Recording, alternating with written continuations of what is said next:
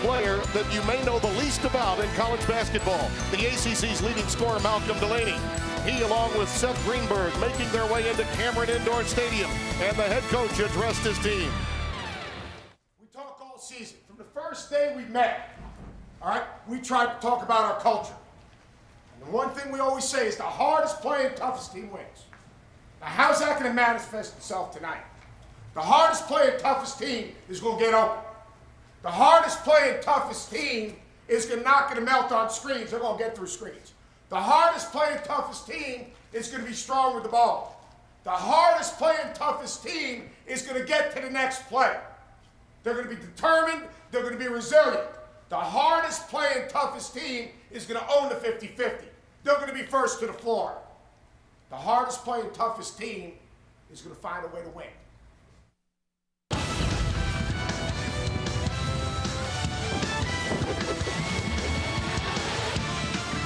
ACC Sunday Night Hoops, presented by Pizza Hut, brings you inside Cameron Indoor Stadium. The crazies are on the loose, and you heard what Seth Greenberg had to say. Clearly his team is ready. You know that this building will be. First place is at stake in the ACC as we head towards tournament time. This club could be even with Duke in the loss column if they get a victory, wedged in with Maryland in the Atlantic Coast Conference. Hi again, everyone. By my side, Mike Jaminski.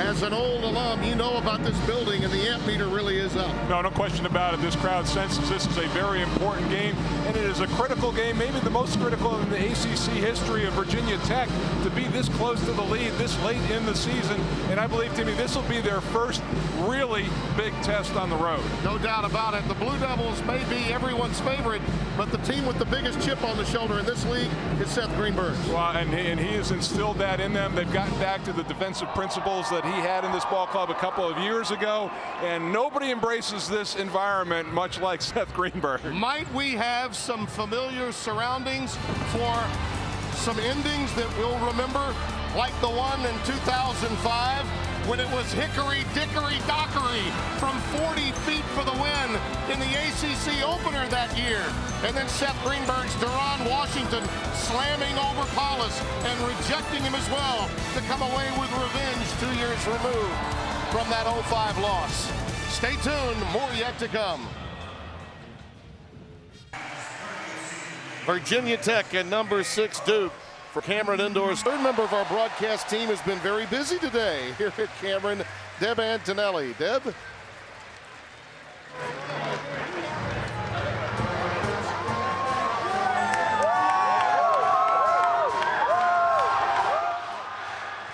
Evidently a problem with Debbie's audio. We'll hopefully be able to get back to her shortly. She has been, as we mentioned, very, very busy throughout the course of the day with a women's game played earlier, Maryland at Duke. Mike, this is going to be a lot of fun as we have an opportunity now to take a look at our Golden Corral starting lineups. First for Virginia Tech, Bell, Allen, Davila, along with Hudson and Malcolm Delaney. And for the Blue Devils of Duke, talk so often about their incredibly gifted big three, Brian Zubak is playing his best basketball right now. No question. He's finally healthy this year, Tim, and it's really showing out on the floor. And, you know, he's really been a force inside since he's moved into the starting lineup. Mike Krzyzewski, 35 years overall, is 30th at Duke. And let's take a look now at your Just for Men Mustache and Beard scouting report. Both teams looking to help them keep their edge. Well, for Virginia Tech, they got to compete on both backboards. Really concerned about Duke's offensive rebounding. And for Duke, defend without fouling, especially Malcolm Delaney, leading the conference at over 8 free throw attempts per. Veteran officiating crew, anchored by John Cowell, Gary Maxwell, and Ed Corbett. The ball goes out of bounds and will be controlled to the Blue Devils. Seth Greenberg, 78 graduate of Fairleigh Dickinson, where he played for the legendary Alabama Bowl. 6 years at Virginia Tech and has taken them into the Atlantic Coast Conference to become one of the most successful teams in the last 5 years in this conference. Interesting matchup with Hudson on Singler. Smith not there, off the front iron. Jeff Allen with the rebound. Delaney right to the 10. And the flush on the follow by Davila. Well, it's just an example of what he does for his teammates. He's not an assist guy, Tim, but he creates so many opportunities, and the defense really centered on him, and just opened up the offensive rebound. Singler off the back iron. Shire gets the long rebound, and Kyle reloads. Great time to shoot his open three on an offensive rebound. Shire there for the long carom and sets up his teammate. Allen decides to take one on his own. Seth Greenberg told us before the game, Mike, that Jeff Allen may have to hit a few perimeter jump shots tonight. Well, they want to pull the bigs out for Duke. They want to run some screen and roll action, and he needs to be a factor in this game, Tim. Shire a runner. Zubek the rebound, stripped by Delaney. And Bryan's going to pick up the foul. He's fouled out of 6 games this year, and I think one of the reasons why he's been playing better is because he stayed eligible of late. Well, and what's happened, though, he had been keeping the ball up this year, and that time he brought it down and allowed Delaney to get into the action. You have to keep it above your shoulders to take the guards out of play. Malcolm Delaney. I really believe he's the best player most of America knows the least about. They know about him in the ACC, leading scorer in the conference. Certainly a player of the year candidate along with Vasquez and Shire in this game. I think those three are the front runners right now. Hudson, who's an outstanding perimeter shooter, found a gap and took it right into the lane for the easy deuce. With Delaney out against Seton Hall, had 41 points in the game, Tim, so Hudson can fill it up as well. Lorenzo Hudson looking to push. And this is where he shines in the open floor, too. Davila, tough shot that Zubek forced. And then on the clear out, the foul will go against Allen. This is a game that brings, although some outstanding defense, and Seth Greenberg's team is one of the best in that category, outstanding scores on display, Mike. Well, you see 5 of the top 7 players. There are some guys who can really fill it up, and it just shows you, both of these teams are very good on both ends of the floor. They can light the scoreboard up, and they can shut you down as well defensively. Lance Thomas, baseline extended over the top of the backboard, so it will be Virginia Tech's basketball. Mike Krzyzewski likened him to a middle linebacker. I think he was thinking about Mike Singletary when he made that analogy, being the Chicagoan that he is. But yes. Thomas is the heart and soul of this defense, and he's really blossomed into a terrific leader. You can be a leader as well as role player in Mike Krzyzewski's system. Well, if you're a good defender, you're not a role player. Yeah. That's how he views it. That's the way he defines it, no doubt about it. Allen, there's that perimeter look we were talking about, and a beautiful tap out by Bell into the hands of Hudson. Another tap out. This one by Hudson, but then Bell threw it away. Yeah, just some overpassing right there at times. Some good work to keep the ball alive. One of the things you'll notice about this Virginia Tech team is how they share the ball. Trust, they've got it. And let's see if Singler, and they're popping out right now, but with Hudson guarding him, maybe he works into the post a little bit more than he might. Thomas trying to save it. John Cal says no. Last touched right in front of Seth Greenberg by Jeff Allen. And ever the lobbyist, Seth tries to make his case. Blue Devils are 1 of 7 from the floor out of the gates in the first 3 minutes tonight. Smith. That will help the shooting percentage. Well, and you can't let that happen. That was a quick pass from out of bounds play to a wide open 3. And I really believe Nolan Smith is the most improved player in the conference this year. Allen double dribbled. Got a little too quick that time. When you come to Cameron Indoor Stadium, they'll try to rush you as best they can. See, that's just too easy. And Delaney lost some focus there looking in on the play, and you can't have that easy an entry pass on an underneath out of bounds. After the turnover by Allen, J.T. Thompson replaces him. Greenberg wants to settle him down just a little. Terrell Bell is also out on the floor for Virginia Tech. Shire feeds Smith. Pulled down by Davila. Hudson pulls up over Shire. Zubek clears. Poor pass, Delaney. Beautiful play by Malcolm Delaney. He may be the leading scorer, but he is the pulse of Greenberg's team. Well, Zubek trying to get a little bit too much on that play. The long outlet, he wanted to spring the break, and that was a good example of switching immediately to defense after a missed shot.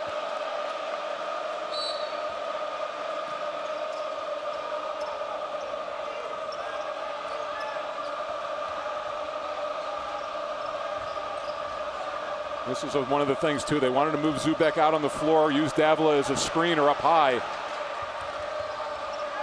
JT Thompson's really been solid off of the Virginia Tech bench, just into the game and just into the scoring column. They had 16 points to lead the bench against Wake in a game that they were behind in, Tim, and had a big second half, 55 points to come back and beat the Deacons. That was a huge win for them. In many respects, got them off the NCAA tournament bubble, giving them an opportunity in many people's minds to play loose tonight against the Devils. Smith right down the lane, missed the chippy.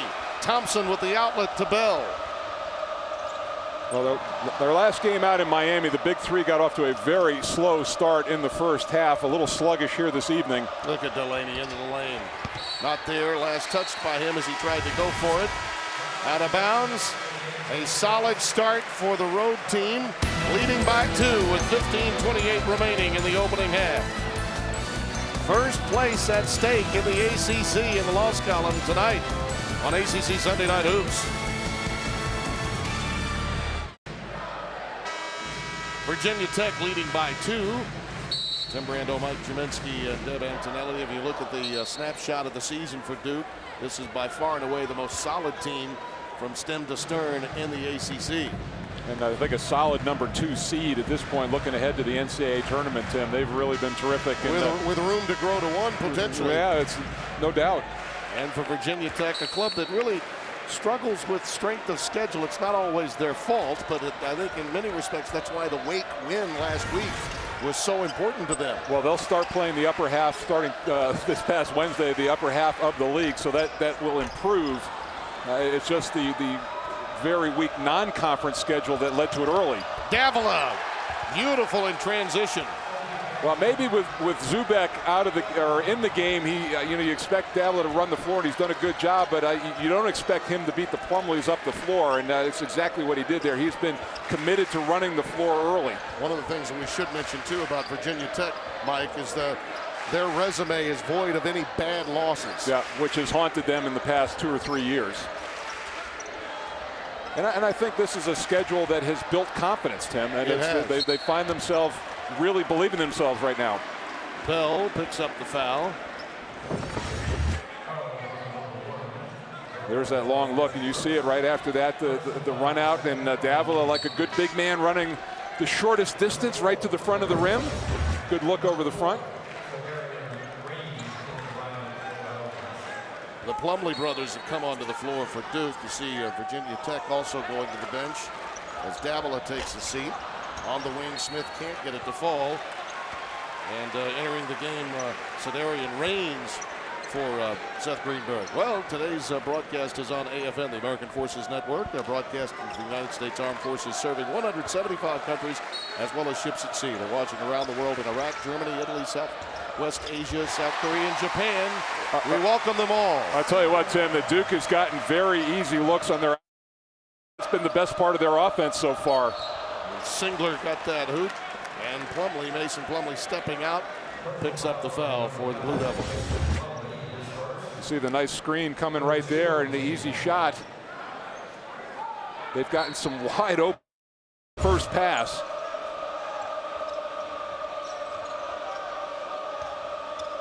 Thompson driving, fouled by Mason Plumlee again. 2 quick fouls against the youngster. Less than 30 seconds apart. Well, this is the offshoot. We talked about defending without fouling for Duke, Tim, and with Delaney in the game, and when he's in there, they get into the bonus quicker than any team in the league almost, and that really benefits them in the first and second half when they can get to the free throw line and get cheap points. Lance Thomas will re-enter the game for Mason Plumlee after picking up those early fouls. In a lot of ways, Mike, if this were not a conference game and you were just summing up Virginia Tech's personnel, they would be, I think, a larger version of maybe a second-round matchup against an athletic team, maybe from a mid-major conference, a team that traditionally gives Duke trouble.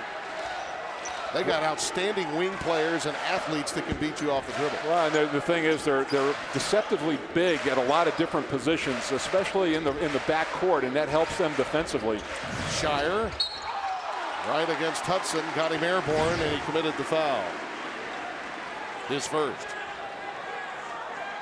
Shire has been slow to work into this game. Only 3 field goal attempts for him, but incredible free throw shooter. First in the conference at 88%.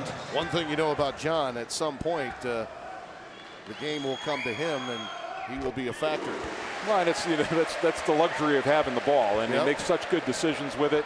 He's so big that he can create, and I think that Nolan Smith learning to play off of him has benefited more than anybody. Already 3 assists on the night for John Shire.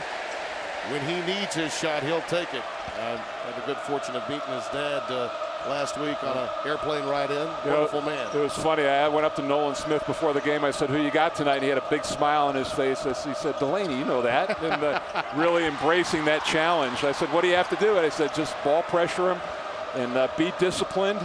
Make him a 2-point jump shooter and not a driver." And Miles Plumlee picks up the foul this time on Hudson trying to step out. Well, that's one of the things that Seth Greenberg talked to us about is getting a lot of ball screens and being able to free up shooters that way to put some pressure on Duke, especially using bigs out on the floor. Davila will check back into the game for Sedarian Reigns.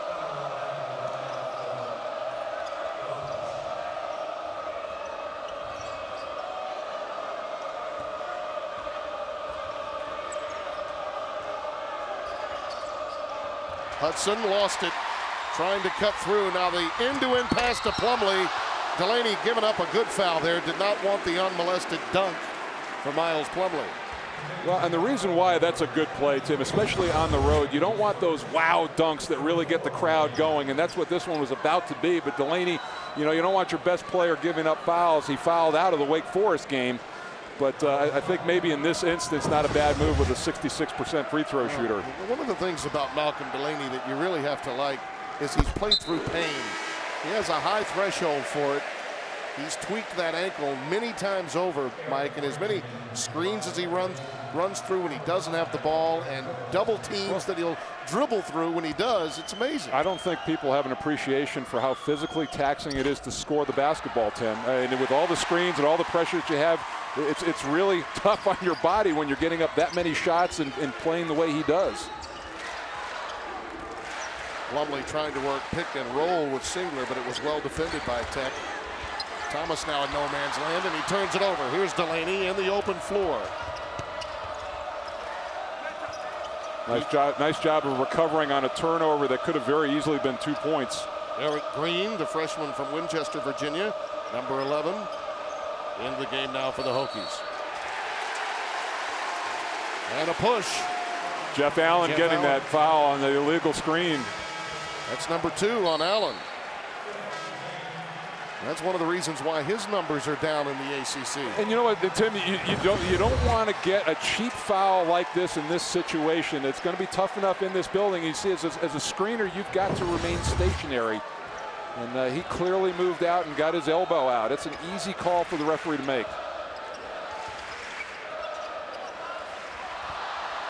Poor pass by Plumlee, but Thomas made a cut to the basket that he did not anticipate. That's the 4th turnover for Coach K's squad. Miles Plumlee takes a seat, and Brian Zubek back on the floor. The 7-footer for the Devils. JT Thompson, Delaney, along with Eric Green now operating at the point. Davila and Terrell Bell, the 5 on the floor for Virginia Tech. After the double team, he gives it up to Thompson, and he puts it through. Nice read on the part of Malcolm Delaney. Yeah, everybody, and that's what Delaney does. A great player draws a lot of attention defensively, and there was nobody in the same zip code as Thompson. Offensive foul against Lance Thomas. His first.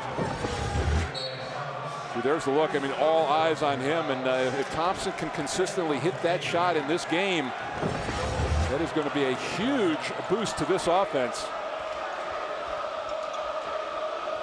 Bell checks out, and Dorenzo Hudson back on the floor now for Tech.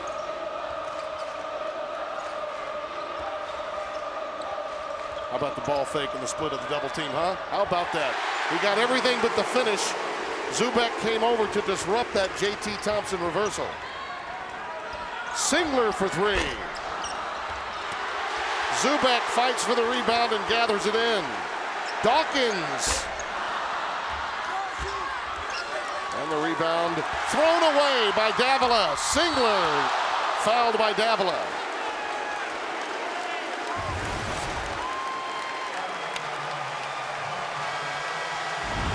Crowd appreciates the effort on the defensive end. Timeout. Virginia Tech by 3.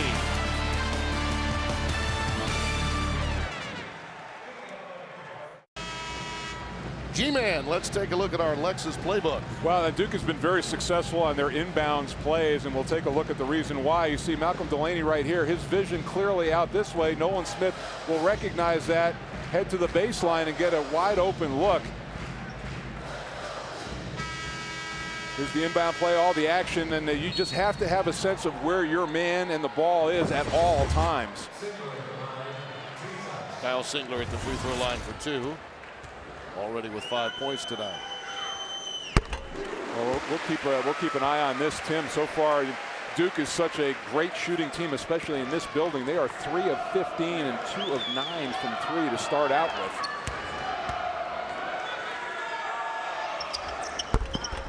Looking for a 16th double-double. Kyle Singler, all-purpose talent.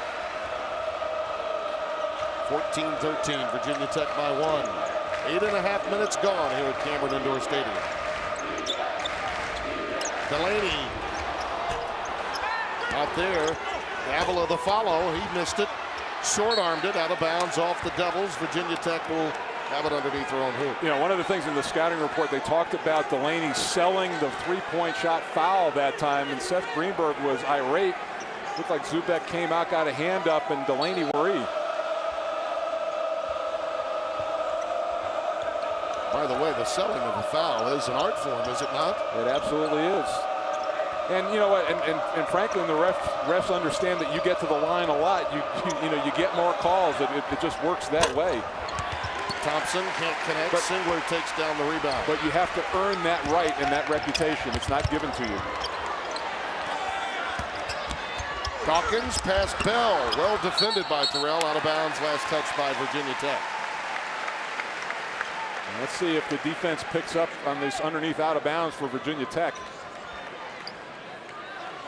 Seth in his familiar I have a headache pose along the sideline.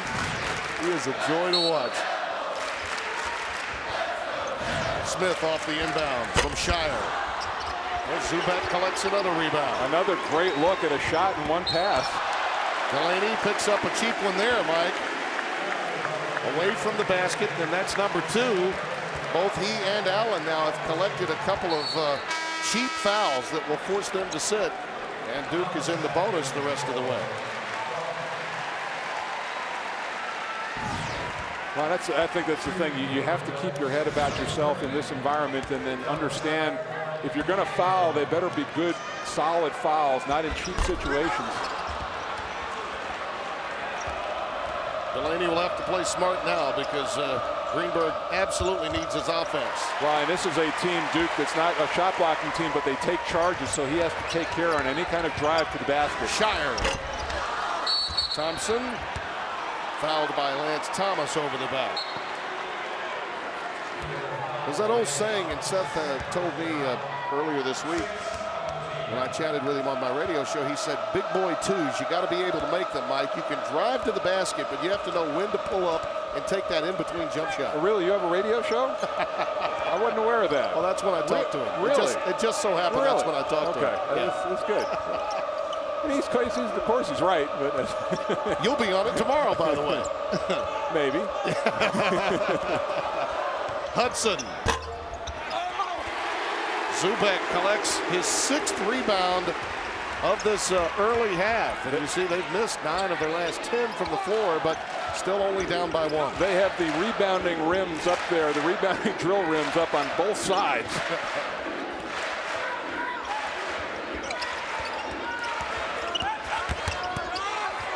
Shire doubled.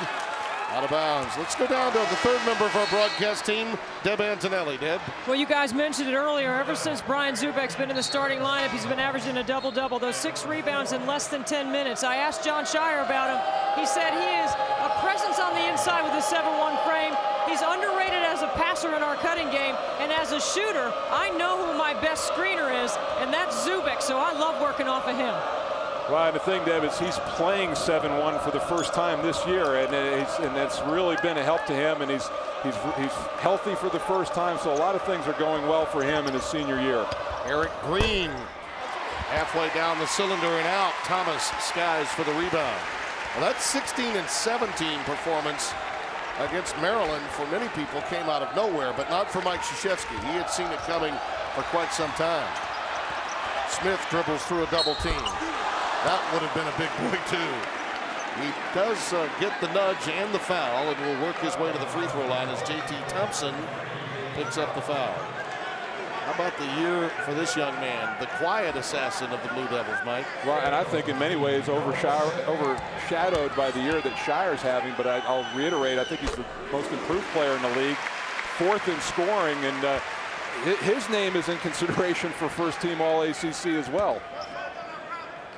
A little change in the mechanics of his shot. He told me he moved his feet a little bit closer together, had too wide of a base on his jump shot in years past, and has really paid dividends. 41% from three-point range. Blue Devils by 1. Virginia Tech and Ofer in the last 3 minutes and 30 seconds.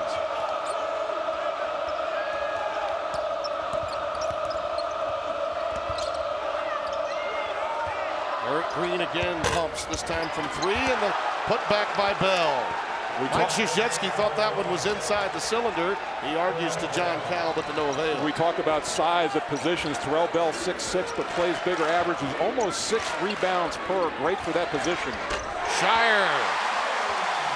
He nails the tray. His first of the night. And the Devils induce another turnover.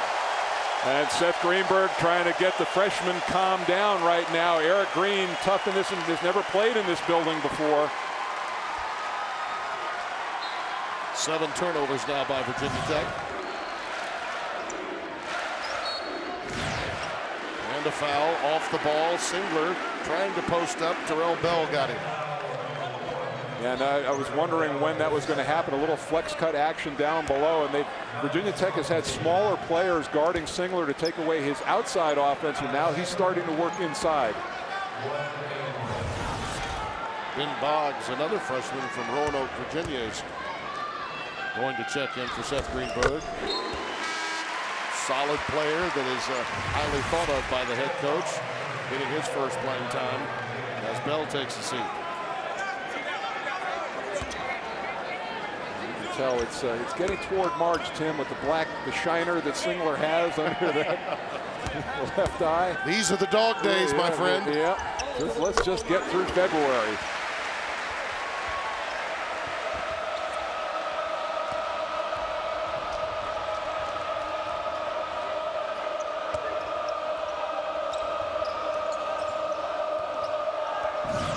Lorenzo Hudson trying to help Green with some of the point guard responsibilities now.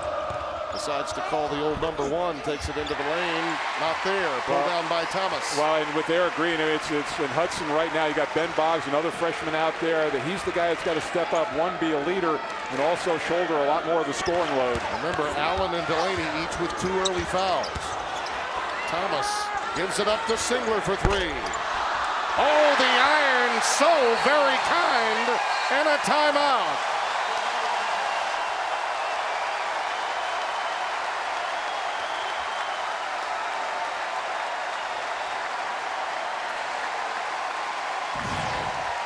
In and around the town, and finally it dropped for Kyle Singler. Well, you're aware of the members bounce in golf. That is the home team bounce in shooting a basketball. And Singler did a great job of coming behind this play. A good kick out by Lance Thomas, and he used every piece of the apparatus there. Singler and Shire starting to get cranked up from 3. And this is a good timeout by Seth Greenberg to get this crowd calmed down. That was the old touch 'em all signal Kyle gave after he made the deuce. 12 points for him. And this is the largest lead for the Devils, 23-16. They've gone through many scoring droughts in the first few minutes of this game and yet have the lead. Well, now it's a risky 7:30 left. Malcolm Delaney back in the game, and he's got to play with 2 fouls. And a foul as Nolan Smith came over, got a bit too physical on the double team with Lance Thomas. First foul on Nolan. 7:30 remains in the opening half. Blue Devils with their largest lead of the night.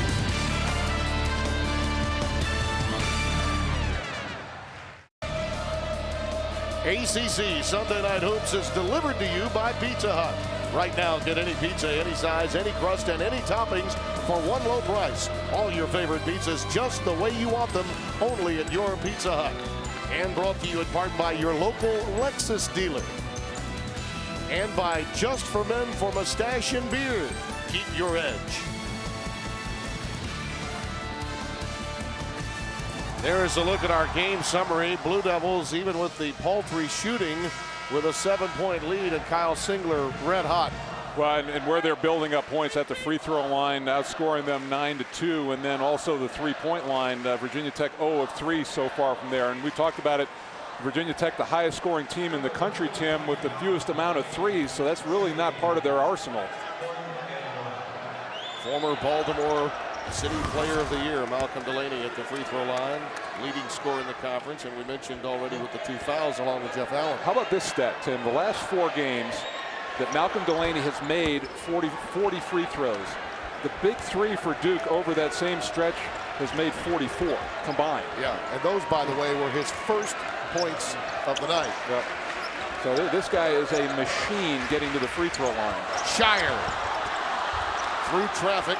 A couple of layups that Duke has had inside that they haven't converted. One by Nolan Smith, that one by Shire. Delaney trying to get away from Nolan Smith. Unable to do it. Thompson trying to keep it alive. And Singler pulls it out of there. Gets it to Nolan Smith.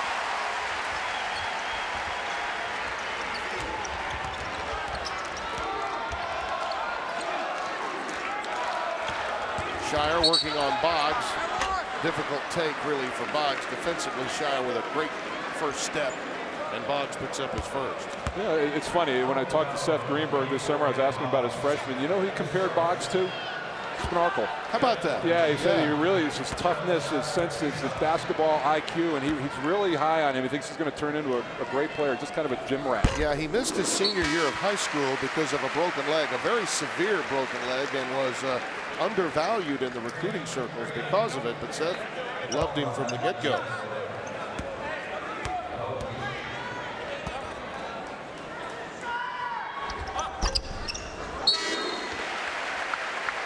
Miles Plumlee checks in for Brian Zubek. And that was a nice look. I mean, Zubek, Miles Plumlee did not have a good first rotation through, so trying to pick his spirits up, get him going a little bit this second go around. Malcolm Delaney may be seeing Nolan Smith in his sleep tonight if this continues. Now on the switch, opportunity against Lance Thomas here. But you know what? That's the value of Thomas, that he can switch on that play, and he made Delaney give it up. Eric Green needs help. Finds Delaney to an open Hudson. A good look, and Delaney really did a nice job of making a play when that possession was dead. Singler using the ball fake. Short-armed it, though. Stays with it. And does get to the free throw line. J.T. Thompson picks up the foul, his second. Well, here's the look. I mean, Singler's been getting some nice looks on the perimeter, and they've gone to more of a motion offense, and he's gotten better looks out on the perimeter. Teams are trying to play smaller players against him, but he has really been carrying the load offensively in the first 14 minutes for Duke. Dawkins re-enters the game, and Lewis Witcher checks in for the first time. 6'9" senior from Rocky Mount. First player that was signed by Seth Greenberg.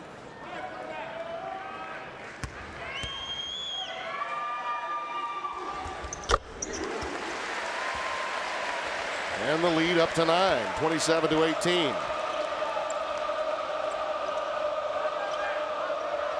Virginia Tech, one of their last 11 points, very difficult to come by. against this suffocating Duke defense. Shire again a little too physical, dealing with Delaney off the ball. And Malcolm will get to the free throw line yet again. Mark Krzyzewski not at all happy with that one. Well, and they've switched off a little bit too. And Nolan Smith is playing the freshman guard Eric Green, and that puts Shire on Delaney.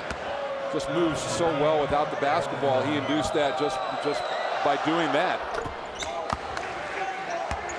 He's the focal point of every defense in the ACC, and he always manages to get his numbers, but it will be hard-earned tonight.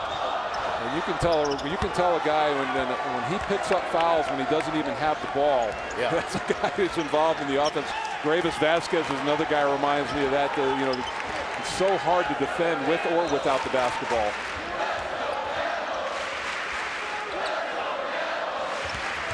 Smith blowing by Green, and the freshman picks up the foul before he launched the shot, the first foul on Eric Green. And he looks, Nolan Smith just so aggressive with the basketball, knows he has a freshman on him, and the value of being able to go left as well. They probably forced that way, but looked very comfortable going to his offhand.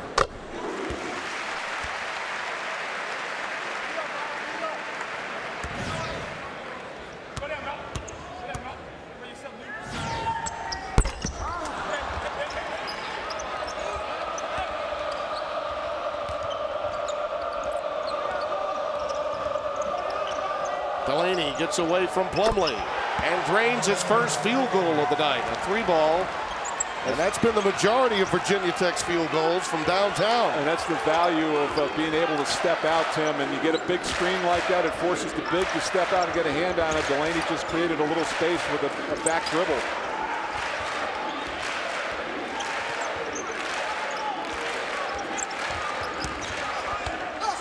Smith.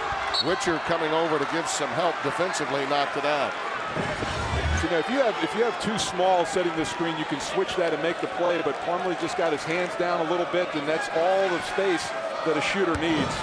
Nice finish by Delaney. Dawkins. Plumlee stripped by Eric Green, heads up by the freshman, and Delaney brings it down. Another instance of a big player bringing the ball down after an offensive rebound.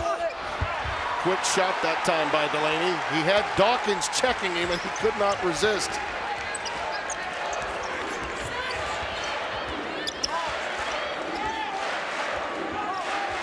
Pace of this game, though, Tim, much to Virginia Tech's liking right now. Lower scoring game. And Duke unable to get that explosive play to ignite the crowd. Dawkins. It goes crying off the back rim, and Davila retrieves it. He desperately needs to see the ball go through the rim. See how they started, and they've struggled since. Delaney hitting that last perimeter shot from three-point range. Here's Green just inside the arc. Again, too strong, and it's pulled down by Shire.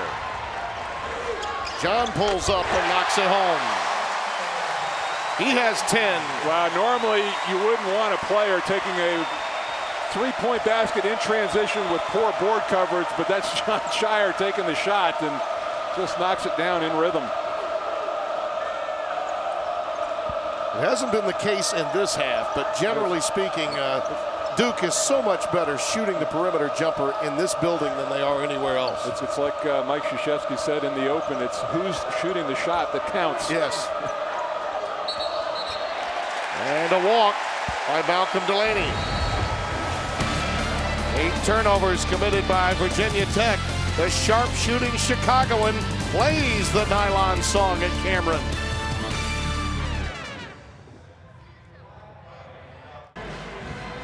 (31-23), Duke with the lead. We talk about how effective the big three have been, and second only to Notre Dame's trio in scoring. Yeah, Herringody, Hansbrough, and Abromaitis, and but 53.4 points. They really shoulder the load here and can do it in a variety of fashions, but mostly on the perimeter. And today, shouldering all but 1 point, 30 of the 31 points scored by those by the big three for Duke so far. In so many ways, too, Mike. I think it speaks volumes about the changes from year to year that Mike Krzyzewski is willing to make. Remember, a season ago we were talking about the spread it and drive it offense that he had adapted after spending some time coaching at the international level, and now they're much more motion-oriented as they had been in the past. Shire. And the one who benefited the most from that, Tim, is Kyle Singler. He's getting better looks out of the motion. Smith with a 3-ball. First double-digit lead of the half, and it comes with just over 3 minutes to play. 6 threes for Duke right now, only 1 for Virginia Tech. We talked about it if Virginia Tech gets caught up in a three-point shooting battle, it is going to be very difficult for them to stay close.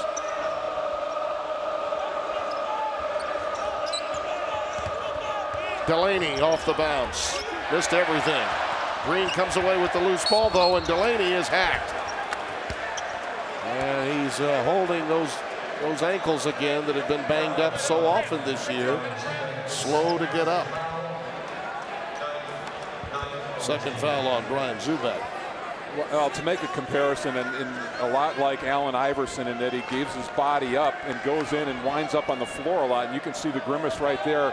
Again, that's where scoring takes its toll, especially if you go into the paint. A lot of times you're going to wind up on the deck, and over the course of a college season, that adds up. I think over time, though, we've seen this look from him so often. He actually thrives and improves in the course of a game after he gets banged up. He invites the contact for such a guy so small in stature. I mean, look at this in the ACC. This is, I don't care what the schedule on the road might be that tilts in your direction. That's just impressive. The bottom one is the key one. 8.3 free throw attempts. That really helps you build up a high scoring average, over 20 points per, and he's got 4 30-point efforts this year. So he's been very, very consistent. Terrific player. 1 of 2 at the line, and the lead now 10 for Duke.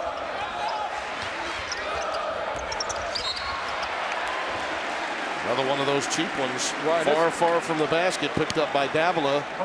And that's what you do, Tim. If you're a point guard and you see a double team and the big steps out, you drive the ball right at him and pick the foul. Make him defend and move laterally.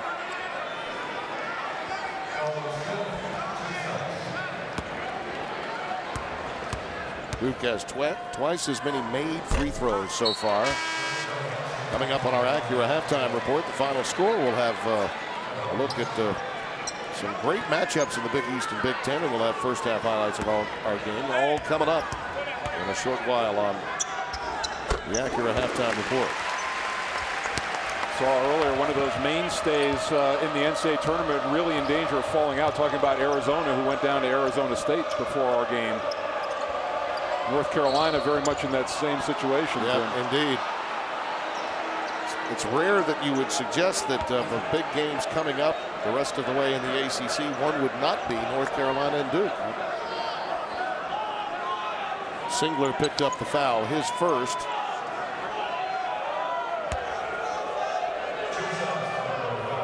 Pac-10 is staring at just one bid this year in the NCAA tournament, unless something really wacky happens between now and conference tournament time. Well, Delaney has had tough sledding, only 1 of 7 shooting, and Hudson has not fared much better. Duke has done a nice job defending those two, making their looks pretty tough. Well, you think about it, Delaney with just the 1 field goal, rest of his points coming at the line, and Lorenzo Hudson now just has 4 points. Just over 2 minutes left in the opening half.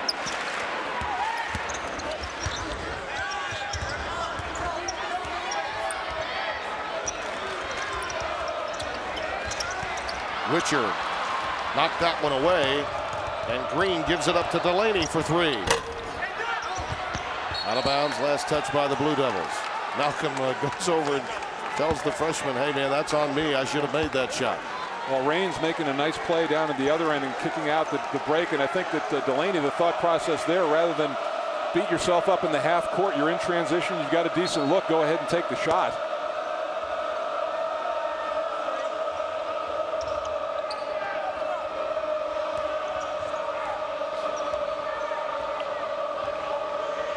One-4 set for Malcolm Delaney to work with here.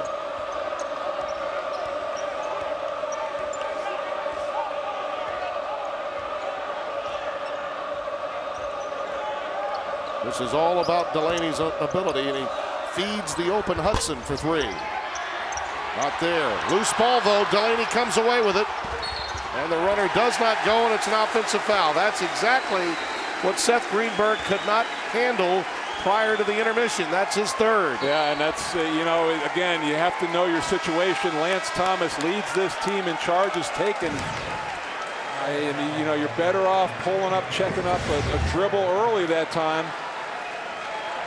That was the time for a big boy, too, as Seth likes to call it.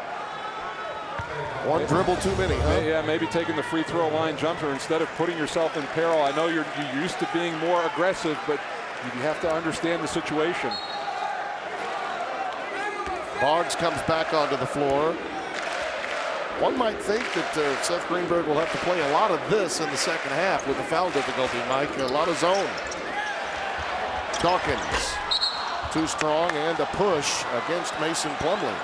Well, and I understand the circumstance, Tim, and I would agree with that, but I always felt it's very dangerous to zone a team that shoots as well as Duke does on their home court, especially on the here. road. Yeah, and now they haven't been shooting great, but warming up a little bit in the last 10 minutes. But circumstances, you're right, may dictate that they may be forced to do that. Jeff Allen has not been a factor in this game either, although he only has 2 fouls. He has been a non-factor because of those early fouls. Seth did manage to keep him out of the lineup, so he's secure that he's only got 2 at the break. But a combined 25 fouls committed by Virginia Tech and 30 free throws. Well, this is the thing, too, Tim. How many times have we seen Duke in the last minute score 8 or 9 points? That Virginia Tech has to be solid here to keep this from being blown wide open. It's a 7-point game right now. Well, Smith threw that one in the direction of Dawkins. He could not reel it in. And an opportunity for Virginia Tech to claw to within 5 on this possession. And frankly, given what Seth Greenberg has looked at the first 20 minutes, I think he'd take a 5-point deficit. Oh, no question about it.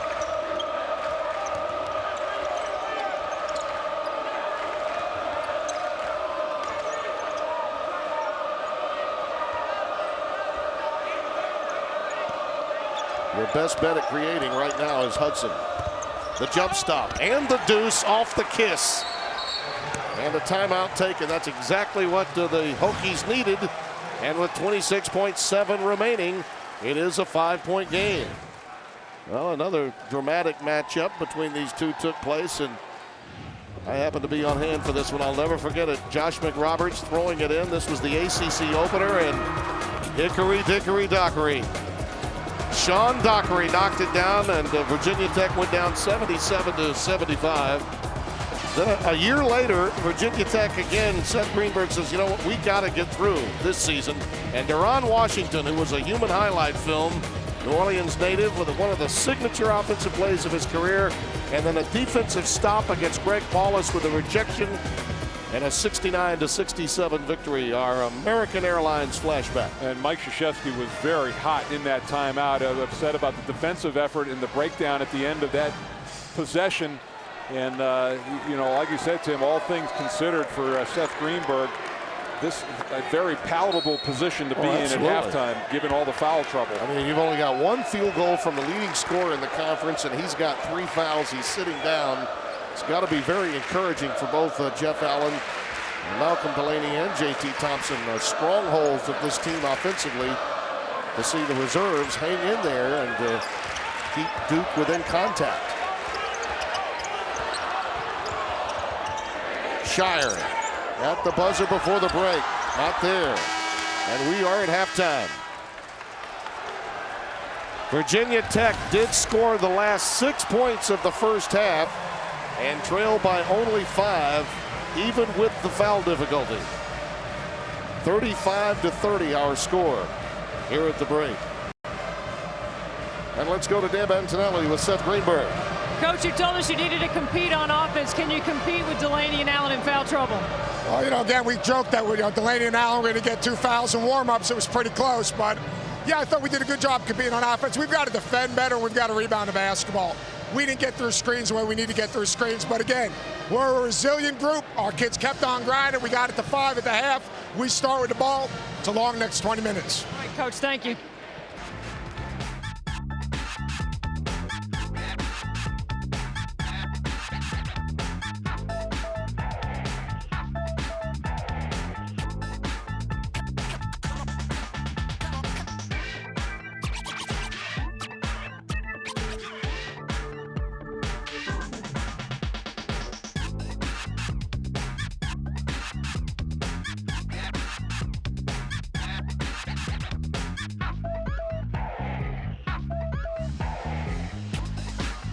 As you can see, Mike Krzyzewski not at all pleased with the way the last couple of minutes of the first half finished out. The Blue Devils do lead by 5 at the break. Tim Brando, Mike Jaminski, and all things considered, Virginia Tech does have to feel pretty good, especially with the big three being as productive as they've been. They've carried virtually all of the scoring load for Duke, Tim, and it showed up in that first half. John Shire getting things going, 10 points for him. All 3 of them were in double figures. He had 10, 2 made threes. Kyle Singler led the way with 14 points. He's been terrific from the perimeter, and then Nolan Smith also getting into the act. All but 1 point for Duke scored by those 3 players in the first half. And you take a look at the shooting, and not great overall for Duke, and even these guys struggled, but all of them getting to the free throw line as well. And Deb Antonelli has more on what happened in the first half, courtesy Chris Collins, whom she chatted with moments ago on Mike Krzyzewski's staff. Well, you're right, Tim. That's exactly who I spoke to. He said the big three, like you guys mentioned, 7 for 24 from the floor, 0 for 6 from the rest of the guys. They've got to have more of an interior presence, but they were not happy with the way they finished the first half. They allowed Virginia Tech to cut a double-digit lead into half, so they're looking to get a little bit more of a presence on the inside and do a nice job of establishing their post play and getting some points in the paint. The flip side, Deb, would be that Delaney will have to play with 3 fouls, and you look, he was held in check, only 1 field goal. He got the rest of his points at the line in only 17 minutes. And Mike, Jeff Allen, a similar story. He picked up the 2 early fouls, and he has to not only be a presence inside, but as Seth Greenberg told us, he should get some open looks from the perimeter. He took 2 early shots, made 1, and then because of the foul trouble had to leave the game. Well, and you know, it's again the nature of the fouls that they picked up. Delaney, 2 of them, one was on a charge, the other one on a reach-in, so he's got to play within himself but still be aggressive, a tough thing to do. I mean, he only played 4 minutes, Jeff Allen, in the first half. They need more than that from him. That game summary sums it all up. It's been a bit of a root canal for both offenses tonight, getting on track. The defenses have been in control, and that one was knocked away by Shire. It will be controlled to Virginia Tech. Both teams shooting under 30% for the game. So to illustrate your point, not a lot of easy looks out there for either team. Delaney will trigger it in, Seth Greenberg's club, but with Davila, Bell, Allen, Dorenzo, Hudson, and Delaney trigger it in. The 5 players that got this game underway for Virginia Tech. Original starting 5 for the Dukies in the second half as well. And Zubek comes out again and picks up the early foul, his 3rd. Well, that's specifically what Seth Greenberg talked about before the game, is to get Zubek, make him move around, use Davila as a screener out on the perimeter to hopefully free up, use that ball screen to free up his jump shooters.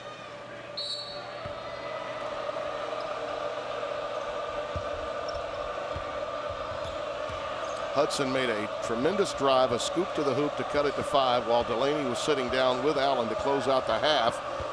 And that was a huge bucket for the Hokies to give them life going into the locker room.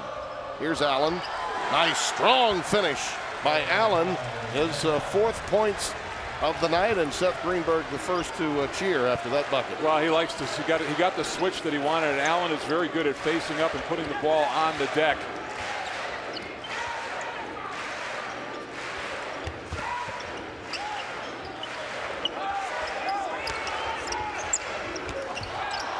Delaney almost got, I think he kneed that one into the air. It looked almost like a kicked ball. It wasn't. It came off of his knee. Shot clock at 6. Smith will try to solo. The runner off the window pane. And he's the one guy they have, Tim. And Shire's crafty in getting into the rim, but Nolan Smith can break you down off the dribble at the end of the clock. Hudson with a quick shot, tried to follow his shot, but to no avail. Singler pulls it down. You know, the difference, Seth Greenberg was talking about rebounding. Both of them had 8 offensive rebounds in the first half. Duke was just more successful in converting those into points, and that's what he was upset about. Shire the pull-up. Jeff Allen with the rebound for Virginia Tech.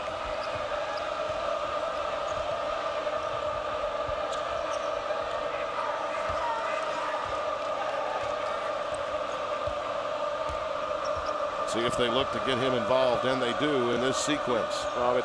Lance Thomas much more adept at being able to defend off the dribble. It's when he had Zubek that he was able to take advantage. Here's Hudson trying to blow past Thomas on the switch, and Lance will pick up the foul on the push.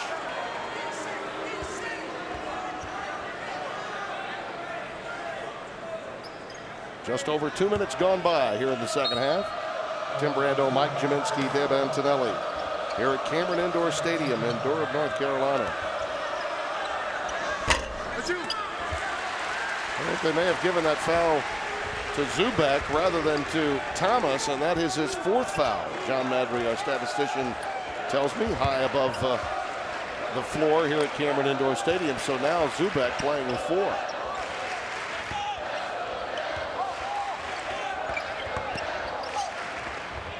Smith not there. Thomas keeping it alive. Allen had it but lost it. Back to Thomas. Boy, what hustle by Jeff Allen. Fantastic defensive play. The Crazies don't like it, but that's just tremendous hustle, a 50-50 play. And Thomas coming up with the ball, a couple of opportunities inside, but Allen just holding his ground. So that's all leather. I know the hand came down, but John Cal, the official, and a great one, had a good look at it.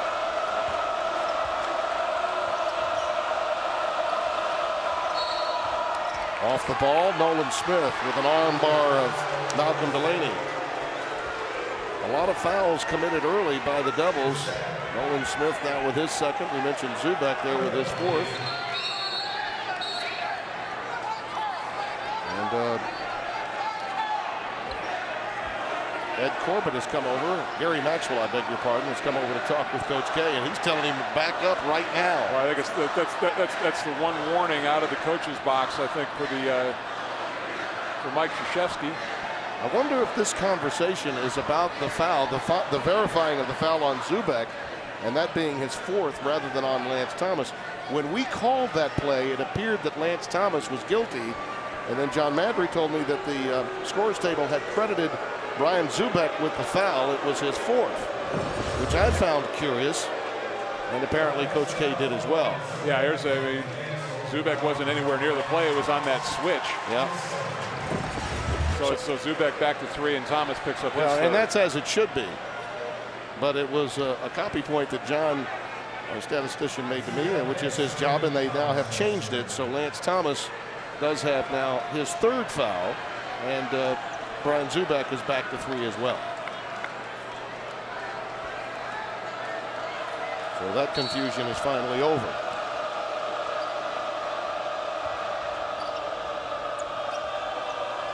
Those of you that follow college basketball closely are well aware that we broadcast from Cameron Indoor Stadium in the top of the building, not from the floor. Therefore, we sometimes have to get word a bit late through communication between the floor, official statisticians down there, to us upstairs at our perch. There we are. I'm waving, and of course, G-Man's 7 feet tall.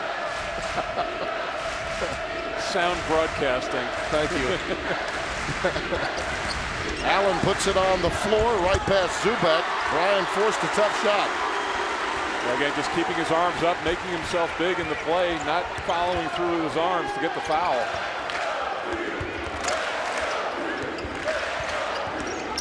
Smith. Long rebound to Hudson. Numbers 3-on-2 for Dorenzo Hudson. Delaney in traffic. Well, he felt he got bumped and no whistle. Well, the referee's calling it the same both ways in this game. Shire. That's the difference in that transaction. Duke gets a rush up the floor and converts. Virginia Tech comes up empty down at the other end, a 4-point swing.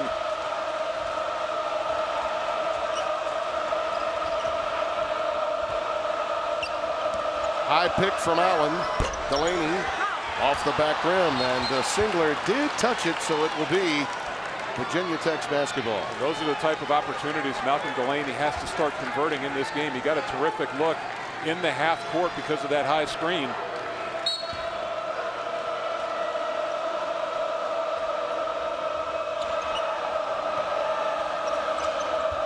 Backdoor cut by Hudson, and he's fouled by Thomas. Boy, that was a beautiful pass by Allen, wasn't it? Playing the role of point forward that time. John Shire found a lane and took advantage of it. Duke leads it by 7 early on second half. ACC Sunday Night Hoops is delivered to you by Pizza Hut. Get any pizza, any size, any crust, and any toppings for one low price. And brought to you in part by American Airlines. We know why you fly. We're American Airlines. And by John Hancock. The future is yours. A reminder as to the importance of tonight's game for these many crazies that are on hand. The Blue Devils sit atop the ACC regular season. Top seed, of course, at stake for the ACC tournament. Maryland with 3 losses. Virginia Tech could bring Duke back to the pack with a victory tonight. And Mike, as you mentioned, it's probably the most important game that Seth Greenberg has had from a regular season standpoint since his team joined the ACC. Yeah, with regard to the standings, absolutely, and he knows that. And we talked about it. They've beaten Wake Forest in that upper echelon group. Have Maryland on the horizon. Only have to play them once. Only have to play Duke once, and only have to play Georgia Tech once. All those coming up, but doesn't have to face those teams twice, which is a huge bonus. And by the way, in the grand scheme of the last 4 in, last 4 out world that we live in today, the regular season still does matter to the fans and players in the ACC. Shire not there. Ryan Kelly just into the game with a rebound and a putback, but it doesn't fall.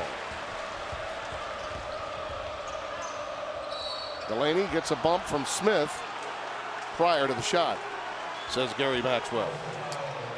Right now it's 5 team fouls for Duke, none for Virginia Tech, and Duke very close to getting into the bonus very early in this second half, and that would be a huge benefit to Seth Greenberg and the Hokies. You mentioned Ryan Kelly, the freshman, into the game for Duke, got that rebound a moment ago. That's because Lance Thomas, as we went to break, did pick up his 4th foul, and Zubek is still out there playing with 3.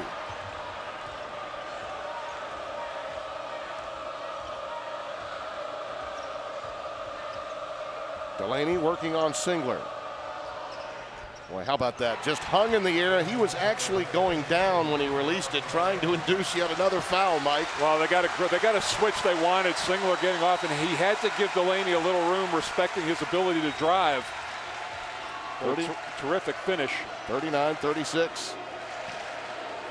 Zubek has his pocket picked by Allen. Now numbers 4-on-1. Kelly only one back.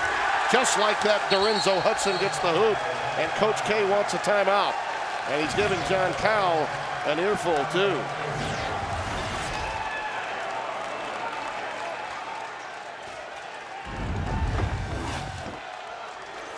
How about this play? Well, that's, again, you see the space that he has to give him, just backing up. The hard drive creates a little space, and then the tough finish as well. Big-time scorer. Jeff Allen drops the dime, and Hudson takes it to the rack. Timeout. We'll be back.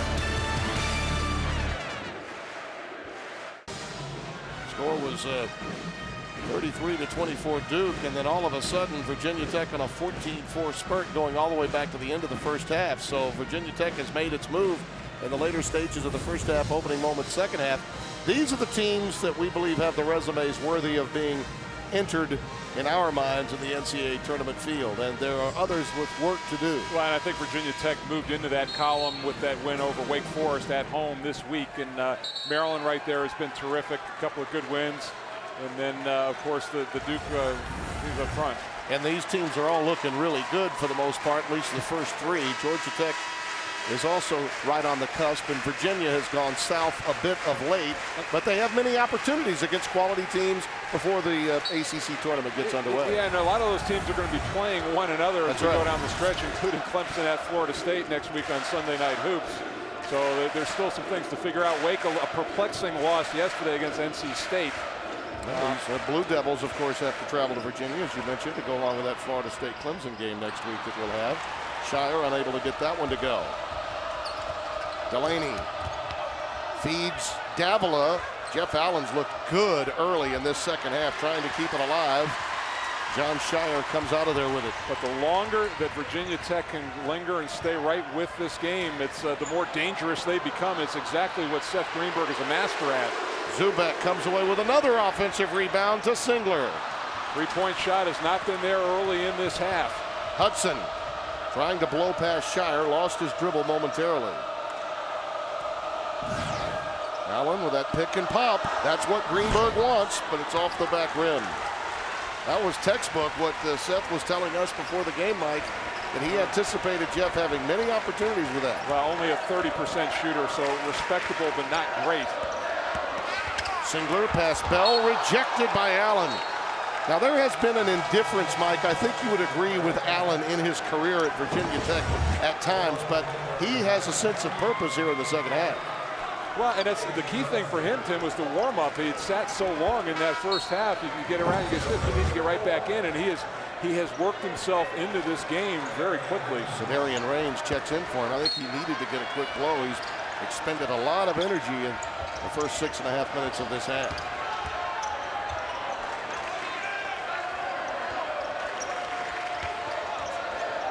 Shot clock getting close to 10. Shire asks Plumlee to clear out, and he finds Singler baseline. Yes, and a foul. Well designed. Shire called for it, and Seth has to deal with it. All right, this thing's getting a little chippy out there between these teams. Duke trying to huddle up, Hudson stepping in the middle of it. I believe it was one of the Plumlee brothers that got involved in a little woofing there between Sedarian Raines and J.T. Thompson. There's Thompson, 33, and Mike Krzyzewski talking to Ed Corbett a little about it. Sometimes I believe coaches feel when a game is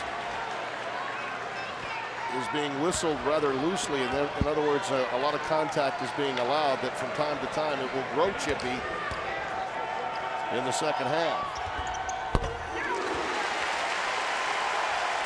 17 in the game for Singler. Duke by 4.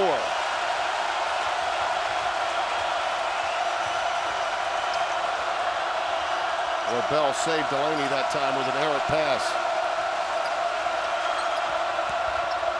Delaney the pull-up. Well, they've given Delaney a lot of room in this half, a lot of 1-4 low sets that give him the whole top of the basket area to operate. He's gotten some good looks, consistently going right to get his shot. He has a dozen now. 12 points for the leading scorer in the ACC.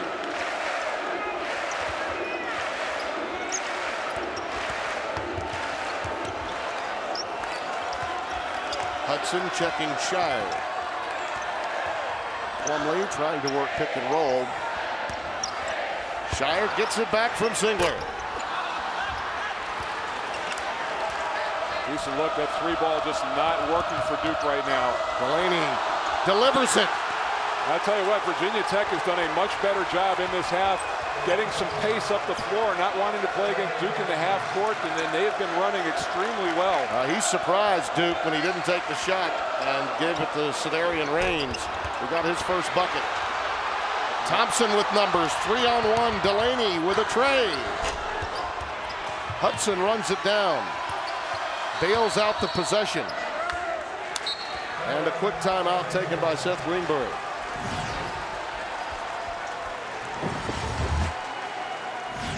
Well, here's the look. We talk about Delaney and all his scoring, but doing a nice job. See, that's what I talk about, checking up inside, not carrying the ball too long, avoiding the offensive foul and making a play for your teammate. That was very smart. You know what, Mike, watching that again, that was a heck of a play by Raines. He clearly was not expecting that pass, and he was able in traffic to corral it. Right. Well, next week, get ready for an ACC triple hitter. Women's action first, Duke at North Carolina, then on to ACC Sunday Night Hoops. Trevor Booker and Clemson take on Solomon Allaby and Florida State, and then John Shire and the Blue Devils against Virginia. Tony Bennett, what a marvelous job he's done in changing the culture in Charlottesville. The action tips off at 3 Eastern, noon Pacific. Critical game for both Clemson and Florida State. Part of that, we talked about them, the work to be done group. We're right in the middle. I think Florida State, a very good resume to this point. Yeah, that win they got at Virginia this past week. Virginia coming off a shorter opportunity between games because of the postponement matchup that they had with Maryland. Florida State went on the road and took advantage of that. We had them last week in the victory against BC. They appear to be perhaps tournament ready for Leonard Hamilton in a second consecutive year. Hudson, that's a tough shot, but there's Raines over Zubek with the offensive rebound. Nice cut by Thompson. Singler there to defend, and they're going to get Thompson with an offensive foul. They got the hook inside.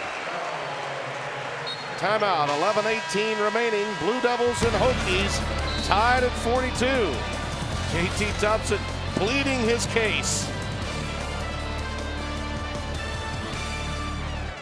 All right, Mr. Jaminski, let's take a look at your Lexus playbook here. Well, you see the isolation that they're going to give Malcolm Delaney. You see Duke with defenders here and here, all four guys spaced out along. And what that does, it gives Delaney all this room to work one-on-one. Great scores, very tough to guard. Anybody steps up to help, it opens up things in the lane, but going to his right hand, he is a deadly shooter. And he will give you that double pump in midair to try to bring on a foul almost every time. Shire very wise and disciplined to not pick up that foul. There's a runner by John. Missed everything, but Zubek runs it down again. Boy, is he adept at that. Not there for Smith, and it's rebounded by Allen. Out of the timeout, he comes in. There's Sedarian Raines running the floor. Missed the open dunk. Singler actually closed quickly and got a piece of that one to reject him. It looked so wide open for him, and then Singler closed the gap. No, it really did. He really was almost screened out of the play, but stayed with it. A terrific defensive reaction to save 2 points. Allen with a head of steam right into the lane, trying to go finger roll, and Zubek intimidated that shot. Well, and what Virginia Tech has done now, Tim, they've made this in effect a 10-point game, which is what you have to do on the road. They are right where they want to be. Zubek has 12 rebounds, half of them offensive. Shire on the wing. Singler over Bell. Well, we talked about Singler posting up a smaller player. That's the flip side of it as an offensive rebounder, pushing him underneath.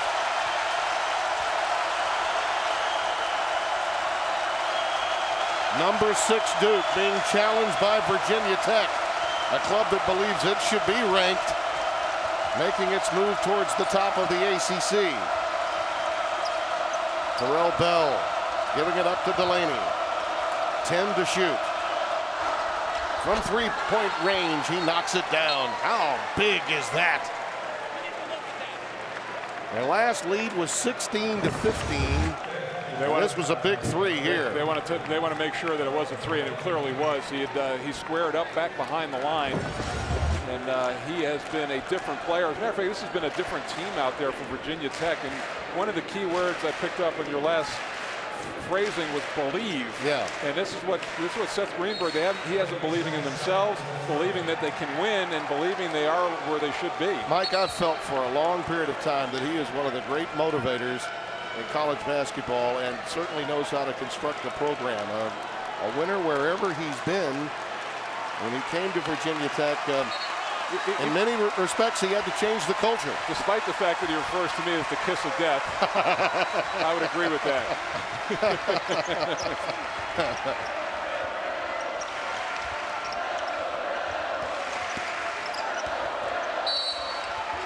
Singler taking it inside, gets the contact, and the foul goes against Bell. Talk about, look at that. I mean, you think of the great programs since 2004, 2005 seasons. Virginia Tech right there. Who's the newest entry into the league? Well, and you'd lose a lot of bar bets or win a lot of bar bets with that one. Up in Blacksburg, too, I would imagine. Absolutely.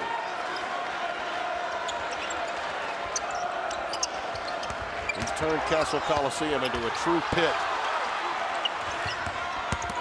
Smith hanging, and yes, and a foul. Jeff Allen picks up the personal. That is his third. Well, we talked about Nolan Smith's ability to get to the rim, and Virginia Tech giving up baseline that time, which is very difficult to recover from defensively.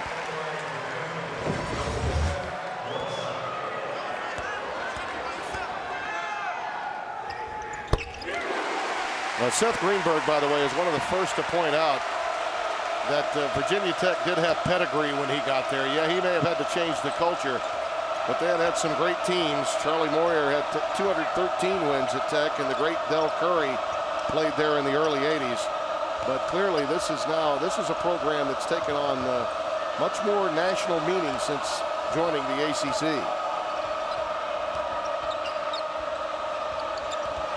Allen working pick and pop, decides to put it on the deck. Shot clock at 5. Delaney is going to have to solo. The runner. Too strong. Bell the offensive rebound and put back. We talked about it, just under 6 rebounds per at his position. That really breaks your heart defensively. You play well for 34 seconds, you get a miss, and then you can't get the rebound, and they score on a second chance point. 4th tie that we've had in tonight's game. 7 lead changes. Smith hanging and fouled by Bell, and Terrell had better be careful.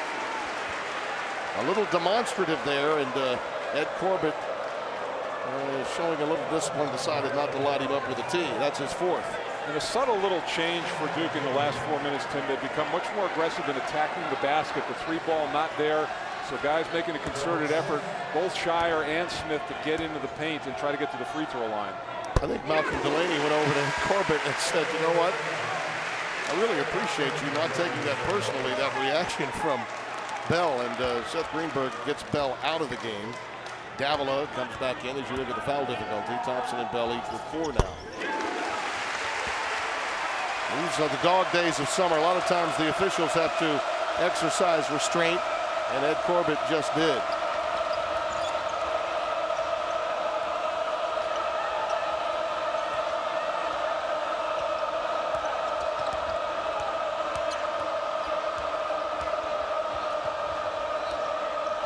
Eric Green back into the game now, operating. Giving it up to Hudson. Delaney on the wing. Shire checking him with 5 to shoot. Hudson launches. Zubek is 13th rebound of the night. And Tim, he showed out on that ball screen 20 feet from the basket and then chased down the rebound on the other side of the floor. What hustle. Start talking about most improved players. You have to start thinking of him. One guy that never gave up on him was Coach K.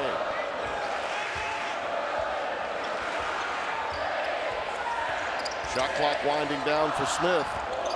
Zubek sets a mean pick. And gets the putback too. And a foul. Oh yes, Mike Krzyzewski jumps high into the air, and the Cameron Crazies get rolling. His first bucket, but he has 13 rebounds that have allowed his teammates many a second chance. Timeout. Smith, the leaner, and the Z-Man collects another rebound. That's 14, and the putback for his first 2. We'll be back.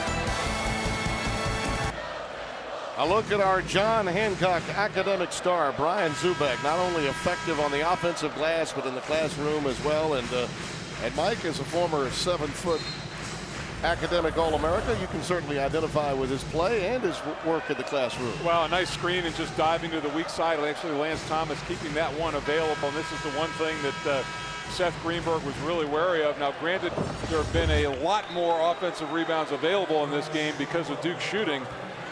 But they have been converting, and you can see the numbers right there. 15, they lead it, and 23 tonight already. That is amazing. And he gets the old-fashioned three-point play to get the Blue Devils back up by 5. Big sequence now for Virginia Tech. Delaney off the ball now with Eric Green operating at the point. He runs back door. The pass was behind and a little low from Jeff Allen. And a turnover the end result. And Delaney and Zubek went knee to knee. Zubek just making his way back. Singler with a tray. Oh, his tongue was out. Well, and this is the part of the game Seth Greenberg's got to be very careful of, this explosive run. They've been able to keep it close. He gave a little mini Michael Jordan tongue wave to Kyle Singler. And I believe Ed Corbett said we've got some perspiration on the floor from those two hitting the deck. Watch this quick 3 and reaction. It's a part of the game. Singler has expanded. He's getting better looks. And those are the shots that he and Shire are not afraid to take to try to build a lead. Now suddenly an 8-0 run after Virginia Tech had tied this game. And Zubek has helped really key this run off the offensive glass. Delaney now back at the point.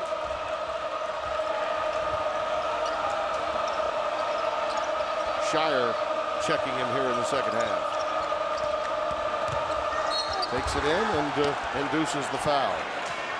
Coming over to provide the help was Thomas, and that may be, if it's on Lance, well, they're going to get Shire rather than Thomas his second. Lance is playing with 4 fouls. Delaney at the free throw line, where he spends much of his time in conference play.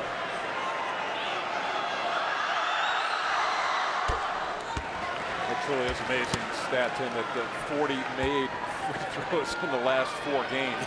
It really is. There's the foul difficulty we were talking about. And in years past, that the Duke team would not be able to absorb fouls to their frontline players because there weren't nearly as many.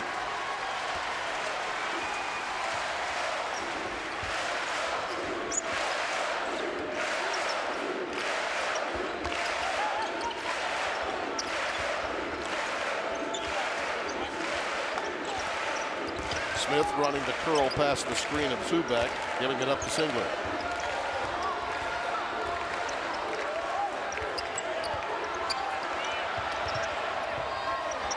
Shot clock at 5 again. Smith off the bounce. Nice job against the freshman Green.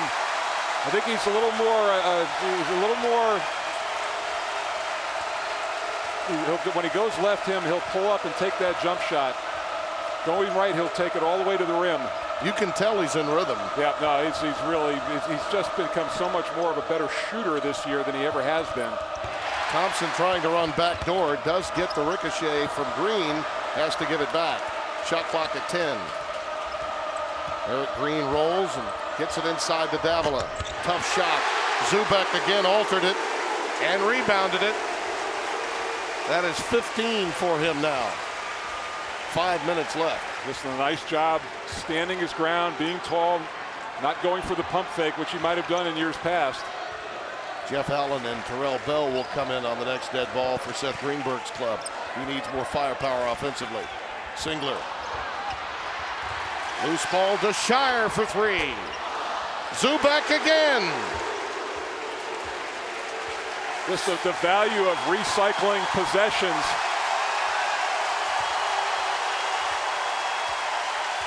Third in the ACC at 3.3 offensive rebounds a game, and that number is going to go up after tonight.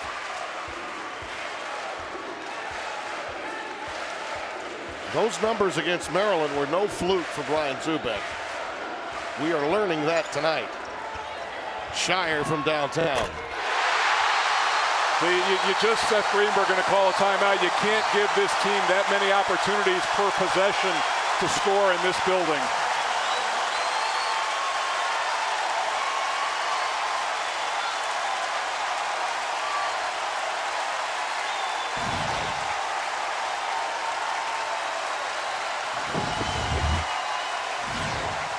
There's that look. John Shire, one of the better three-point shooters in the conference. Off the offensive rebound, the defense gets scattered. Why is this team capable of going deeper? Well, when you combine for that many from 3 resources, then you have an improved opportunity. What are the odds of all 3 of them having an off night? And then the front line productivity, see Brian Zubek really blossoming as a starter.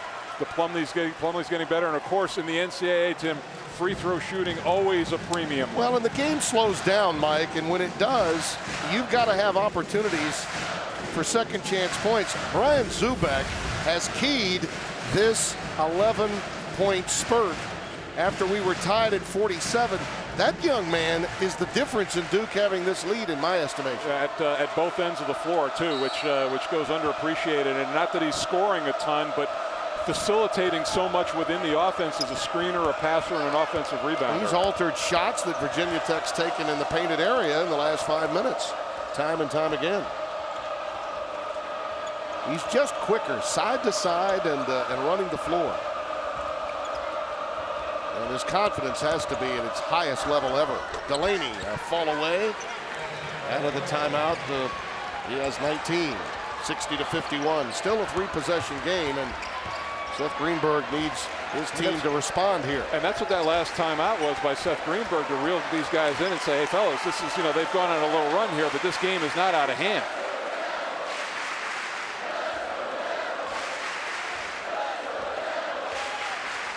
It has settled into a half-court grinder, hasn't it? Very tournament-like. Game slows down, will be played in the 60s. Generally speaking, there's a turnover, and Virginia Tech gets it back. Very much in this thing, and you can recall what happened in the opening half. Virginia Tech appeared to be teetering, and then suddenly they made a run to close the gap to 5 at the break.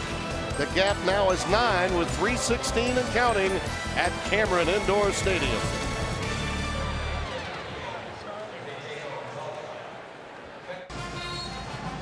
Blue Devils lead by 9. Mike, we spoke with Mike Krzyzewski before the game. He said, this is the first year Brian Zubek has ever competed completely healthy, and he has shown it tonight. Well, and especially in his feet, and that's so much, it dictates how much you can do out on the floor, and he's reacting very well. He's playing big, making great decisions out on the floor, recycling things. And like I said, hasn't scored much, but 16 rebounds, half of them on the offensive glass. That means extra possessions. He's been very effective defensively. Deb Antonelli has more. Deb? Well, you guys are absolutely right. When I spoke to Chris Collins this week, he said he gives him a presence on the inside. It's an added dimension late in February that they need. He's just making simple plays. He's just working hard on the floor. Allen with a slam.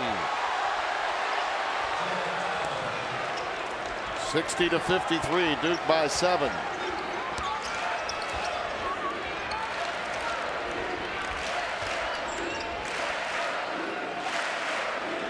.243 and counting here at Cameron Indoor Stadium. Virginia Tech trailing by 7. A game that could close the gap in the ACC's regular season.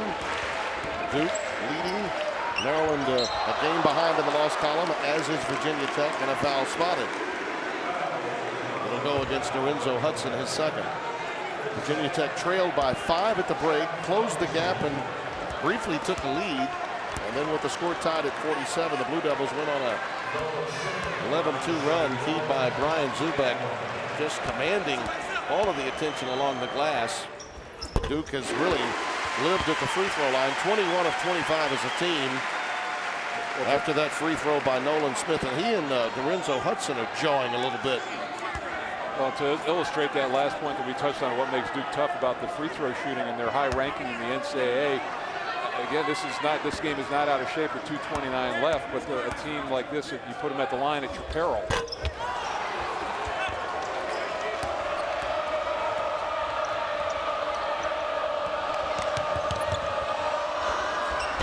Tough take for Delaney.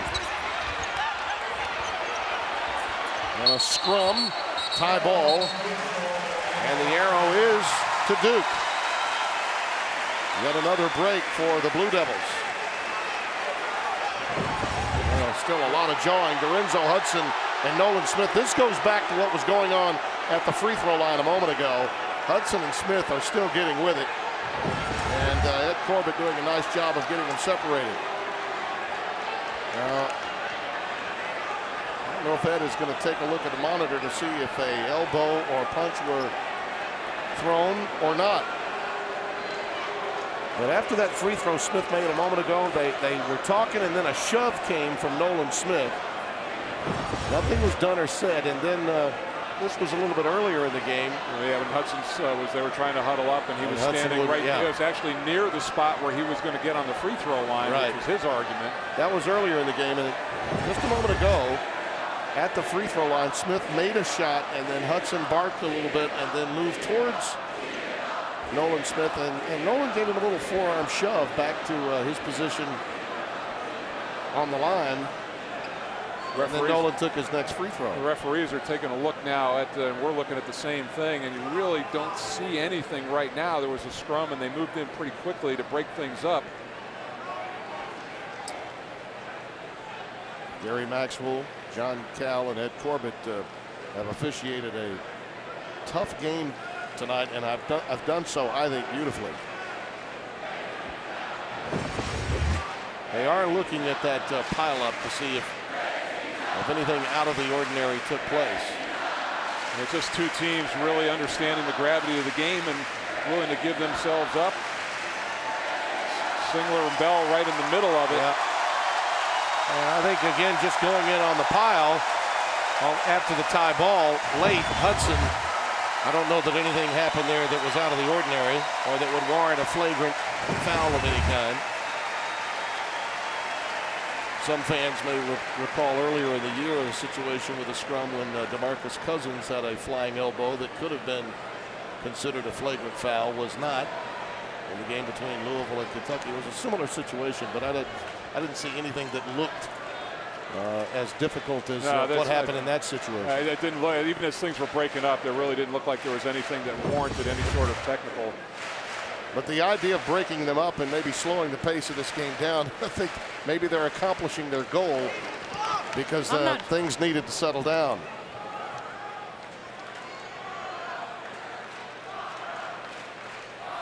And it gives Seth Greenberg a free timeout, too.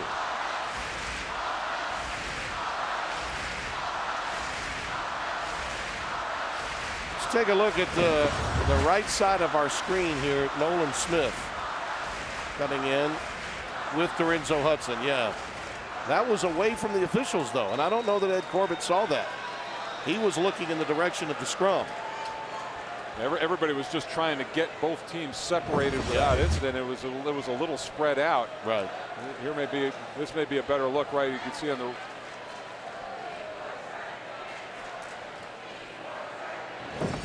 We may have a double foul here. Ed Corbett is talking with Mike Krzyzewski, and John Cal is talking with Seth Greenberg. Oh, Seth doesn't like it.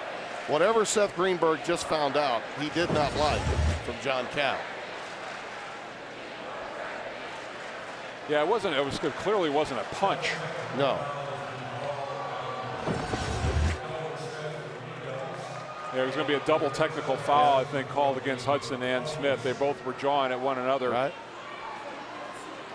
Yeah, right in his ear. Head to head. Oh, there was a left arm. He got him with the face. Yep, he did. He took his left arm. He did take his. That could be considered a punch. It could be considered the same thing. Again, away from the scrum. If you can have an open hand, Mike. It could be an elbow, and that was the case with Cousins that some people felt, including yours truly, could have been construed as a fighting violation, and that is an ejection and a game, if in fact they rule it such. And they had been this had been percolating for a while, and they got face to face.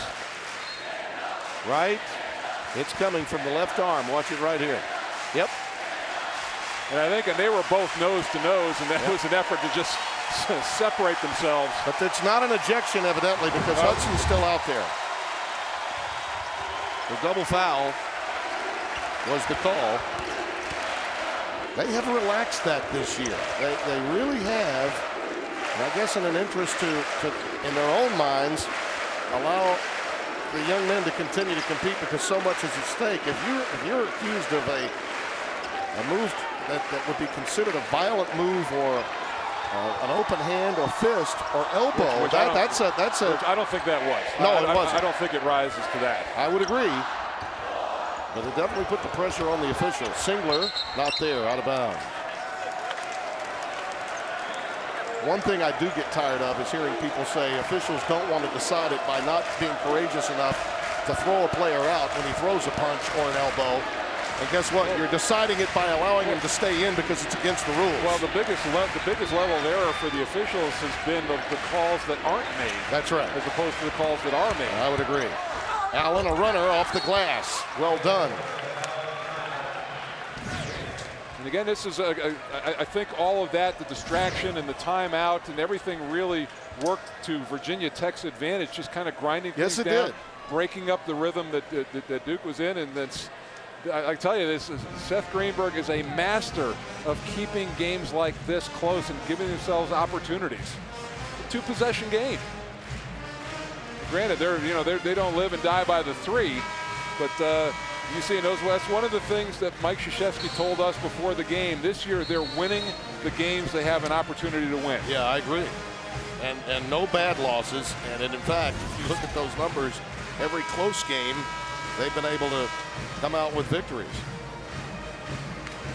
Back during the holidays, they played at a neutral site against Seton Hall, and it was a tough game against a team that was far better than I think a lot of people felt at that particular time, and they toughed out a victory, and I think that they have continued with that toughness through the course of the ACC regular season. Thomas forced to call a timeout as Virginia Tech came with full court pressure.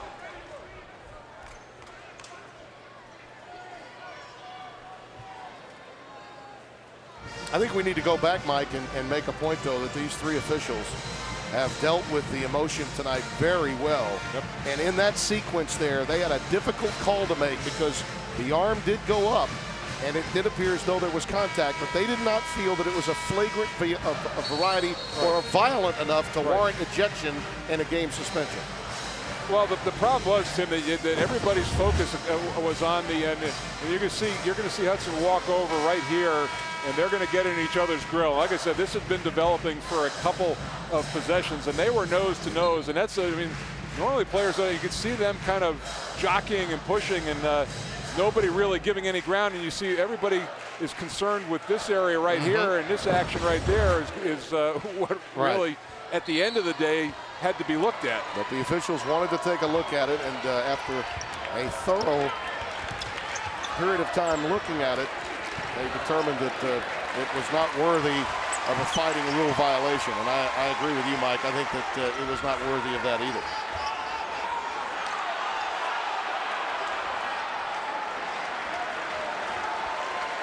Well, here's the problem. You know, you're in a situation where you arguably have to foul, and against a team that's terrific at the free throw line.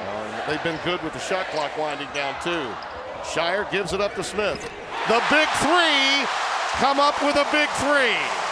Doug Collins looks on, his son Chris on the sidelines hit a few threes in his day here.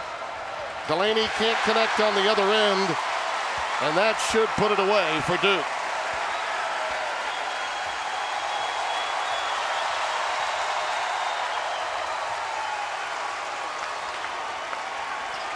Tell you what, though, a terrific effort for Seth Greenberg and his Hokies. They came in and gave Duke all they wanted on their court. You're right. And it was the kind of game that his tempo was what they played at. He got the game in the area he wanted it. Well, you come into this building and you hold Duke to 67 points. Those last 2 threes notwithstanding, that's a pretty good defensive job. I totally agree. Blue Devils will put this one away and now have even a stronger hold on first place in the ACC. 23-4 and 11-2 in conference play, and the Hokies move to 21-5, 8-4 in the ACC. And I agree with you, Tim. And we talk about the big three, but that guy we just had a look at from the back, Ryan Zubek, really had an impact on this second half. Hey, he's my player of the game. Well, When we come back, Deb Antonelli will chat with the big fella from Haddonfield, New Jersey. Blue Devils win at Cameron again.